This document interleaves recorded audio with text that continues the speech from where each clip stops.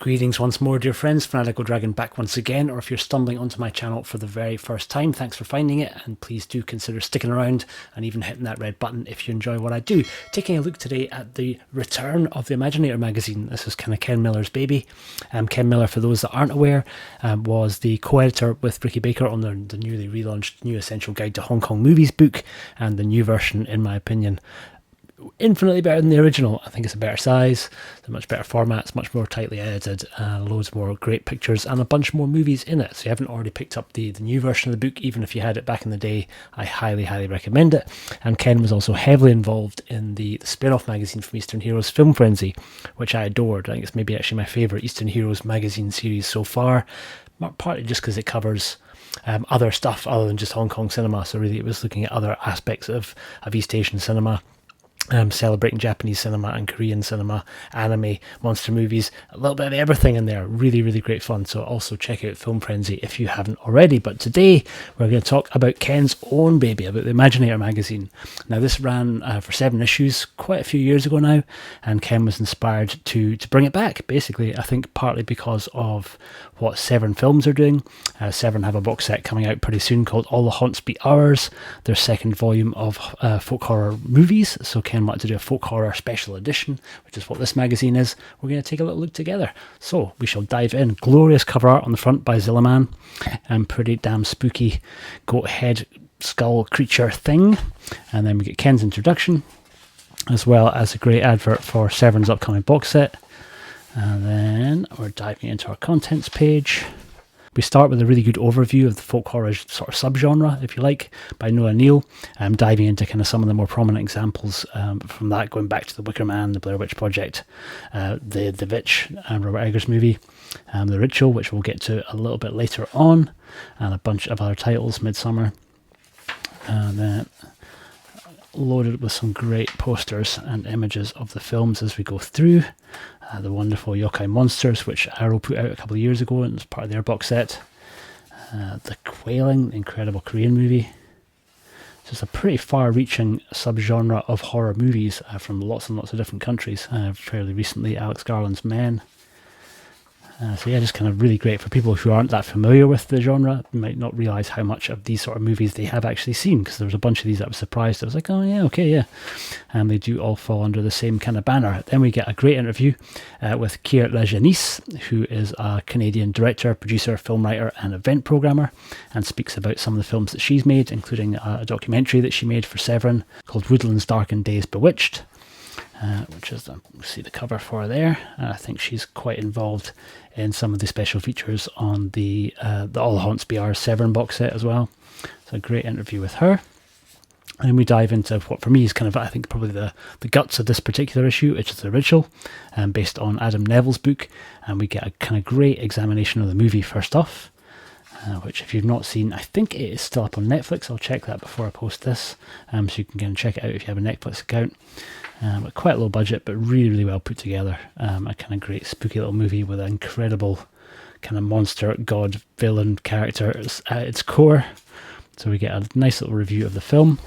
Then we dive into an interview with the guy who wrote this story originally. So we get an interview with Adam Neville, and Ken speaks to him about his inspiration for the story, some of the other projects that he had worked on. Then we dive into an examination of how the beast was brought to life in the movie version of the film, which I love seeing behind the scenes type stuff like this. I'm diving into the effects and the suits and the work that kind of went on in these sort of projects. So we get a great examination of the work that went into making that creature. And then even more excitingly, we get an interview with Keith Thompson, who was the concept artist and creature designer who conceived of the character, the Jotun, I think it's called, the forest monster star of The Ritual. And we get to see some of Keith's original sketches, which is really a treat. His original designs. Very cool indeed. Then we jump into a series of general kind of movie reviews, encompassing a whole bunch of different folk horror films. We get Scales from 2019. We get Psychomania from 1973, and all the way illustrated with great examples of the posters and stills from the movies. We get Sunde Bolong, my pronunciation hopefully okay, in 1981. We get November from 2017. We get Lighten from 82, Akalari from 84, The Rites of May from 1976, The Enchanted from 1984, Io Island from 1977, the Korean movie, Susanna, the Queen of Black Magic from 2024, Edge of the Knife from 2018, Blood Tea and Red String from 2006, The Ninth Heart from 79, Born of Fire from 1987, Yilin from 1987, Bakaneko, A Vengeful Spirit from 1968, the old Toei Company movie, Nazareno Cruz and the Wolf from 1975, Demon, Pathfinder from 1987, From the Old Earth, Under the Shadow, The Worm of Boelch Pen Barras from 2023, Petri from 2024, Nang Nak, I think from a Thai movie from 1999, Moloch from 2022, The White Reindeer from 1952, Who Fears the Devil from 72, To Fire You Come at Last from 2023, The City of the Dead from 1960, Witch from 2024, that's not the Robert Eggers Witch, that is the directed by Craig Hindy Witch. Song of the Sea from 2014, Beauty and the Beast from 78, Unwelcome from 2022, The Pale Door from 2020, She Will from 2021, and then we dive into The Road Less Travelled. Sean Hogan speaks to Ken Miller about period-accurate dialogue, his attraction to horror, and Corpse Roads. Sean Hogan directed To Fire You Come at Last, Isle of Dogs, The Devil's Business. I think a couple of these have been put out by Severin. There's To Fire You Come at Last. Let's work on Little Deaths. Then we get Who Is This, Who Is Coming, which is kind of an examination of the short story Oh Whistle and I'll Come to You, My Lad. Sebastian Starkey dives into that story and its various adaptations, which is a story that I was not familiar with at all. This was a great little article. Then, for me, one of the highlights of this issue, Guy Davis revisits Antlers and explains to Ken Miller how the film's truly amazing antlered folk beast was conceived. Guy is an American creature designer, works extensively with Guillermo del Toro, who co-produced Antlers. It's really a dive into some of the work that he created specifically for that movie. And again, we get a bunch of glorious, glorious kind of production designs. Absolutely adore this sort of stuff, especially on del Toro's films, because the imagination that's he usually lets people run wild.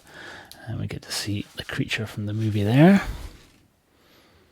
and its various forms, and then cross-referenced with some of the suit test images, which I think Legacy Effects did for that particular movie. Really cool. Then we dive into an examination of Russell Fox's work, and he's a London-based comic book artist, and we kind of get to see work that he's putting together for his book A Witch, and get to see some of the examples of the pages that he's preparing for it.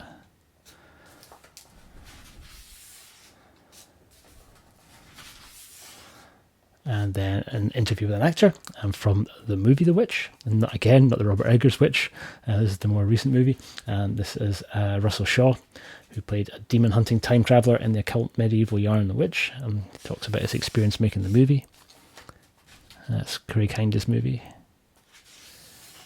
And then we get a bunch of radioactive reviews of different projects from around the world. So we get Drained 2024, Graveyard Shark from 2024, Heretic, which I think is currently showing on Amazon Prime and just popped up this week. So if you've not had a chance to see Heretic, you now can if you have Amazon Prime. And then we end with Demon from 2012, and that is the return of Imaginator, issue number 8. Hopefully Ken will keep this going. It'll be interesting to kind of see what he picks as subjects for future issues, but a kind of really great roundup of something that's not often celebrated enough, which is that folk horror subgenre of horror movies. So if you like the look of the magazine, you want to check it out, I'll leave a link down below where you can kind of grab it from. I think Amazon's probably going to be your easiest option to order the mag. But yeah, absolutely check it out if you've been a fan of Ken's work on Film Frenzy and on the Eastern Heroes issues of late. Then do support his own project, because it's really kind of good to still have actual physical magazines at a time when everything's going digital. There's nothing quite like holding it in your hands and being able to flick through. So thanks very much to Ken for sending one up for me to check through. I've been the Fanatical Dragon. I will see you on the next video very, very soon. Take care.